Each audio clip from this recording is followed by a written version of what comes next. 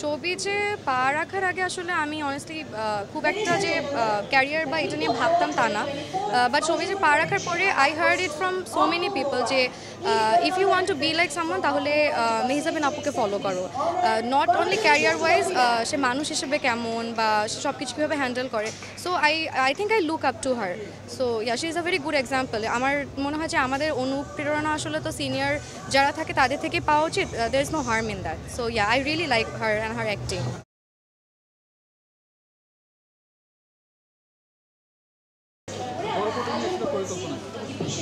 বড় পর্দা নিয়ে এখন পর্যন্ত আসলে ওইভাবে পরিকল্পনা নেই। যদি ভালো গল্প পাই তাহলে অবশ্যই করবো ইনশাআল্লাহ।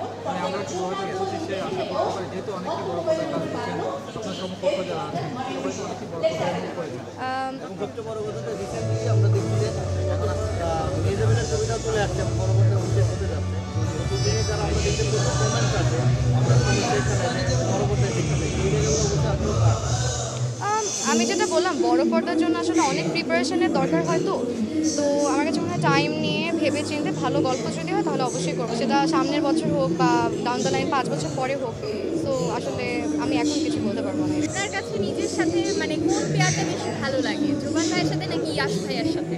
আমার কাছে সব পেয়ারই ভালো লাগে। যেমন আমার কাছে মনে হয় আমাদের ইয়াশ ভাইয়ের আমার একটা দর্শকপ্রিয়তা আছে, আমাদের দর্শক একসাথে জুটি হিসেবে খুব পছন্দ করে। বাট জোবান ভাইয়ের সাথে আমার খুব ভালো ভালো কাজ আছে। তো আমার অ্যাজ অ্যান আর্টিস্ট আমি আসলে খুবই নিউট্রাল। আমার দুইজনের সাথে কাজ করতে আমি এটা কম বেশি ভালো লাগে এটা আমি বলবো না। I like working with everyone.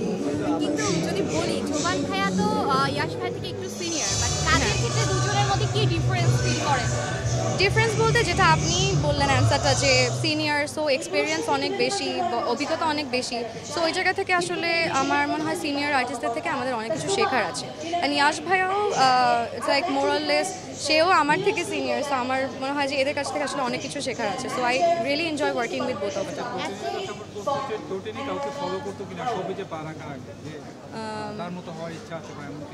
শোবিজে পা রাখার আগে আসলে আমি অনেস্টলি খুব একটা যে ক্যারিয়ার বা এটা নিয়ে ভাবতাম তা না, বাট শোবিজে পা রাখার পরে I heard it from so many people যে if you want to be like someone তাহলে মেহজাবিন আপুকে ফলো করো। নট অনলি ক্যারিয়ার ওয়াইজ, সে মানুষ হিসেবে কেমন বা সব কিছু কীভাবে হ্যান্ডেল করে। So I think I look up to her. So yeah, she is a very good example. আমার মনে হয় যে আমাদের অনুপ্রেরণা আসলে তো সিনিয়র যারা থাকে তাদের থেকে পাওয়া উচিত। There is no harm in that. So yeah, I really like her and her acting. চলচ্চিত্রে বাংলাদেশে সবাই শাকিব খানের সাথে অভিনয় করতে চায়, যেটা দেখে এসেছি। আপনারও এরকম কোনো বড় পর্দায় কাজের জন্য কোনো এরকম স্বপ্নের নায়ক আছে কিনা যার সাথে অভিনয় করার খুব ইচ্ছা? না, আমার আসলে এই জায়গা থেকে আমি খুবই নিউট্রাল গ্রাউন্ড। আমি যদি ভালো গল্প পাই, ভালো ডিরেক্টর যে আসলে হচ্ছে, এইটা তো খুব বড় একটা রেসপন্সিবিলিটি ফিল্ম। সো যে আসলে সুন্দর করে বানাতে পারবে, আমি ভালো গল্প পেলে এখানে আসলে কো আর্টিস্টটা ইট ডাজন্ট ম্যাটার।